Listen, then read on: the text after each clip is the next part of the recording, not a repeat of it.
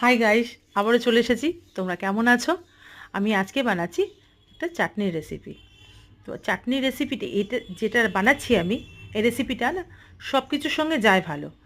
তো আমি আগের দিন যে ঢোকলা শেয়ার করেছিলাম ওর মধ্যে একটা চাটনি দিয়েছিলাম। তো সেই চাটনিটাই আজকে আমি শেয়ার করছি তোমাদের সঙ্গে।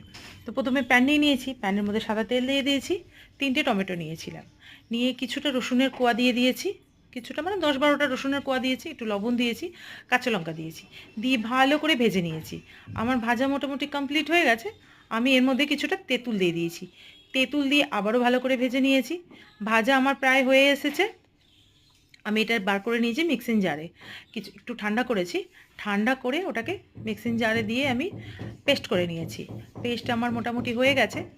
সরি, আমি ওখানে শুকনো লঙ্কা দিয়েছিলাম, ওটা আমি বলতে ভুলে গেছিলাম। দিয়ে ভালো করে পেস্ট করে নিয়েছি।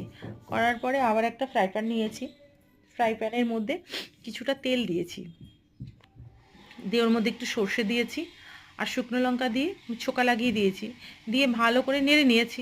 নিতেই আমার চাটনি কমপ্লিট হয়ে গেছে। এই চাটনিটা আমি ঢোকলার সঙ্গে ইউজ করেছিলাম, আর বাকি প্রত্যেকটা জিনিসের সঙ্গে এই চাটনিটা খুব ভালো যায়। তো আমার তো এই চাটনিটা খুব ভালো লাগে। তোমাদের এই রেসিপিটা ভালো লাগলে প্লিজ একটা সাবস্ক্রাইব আর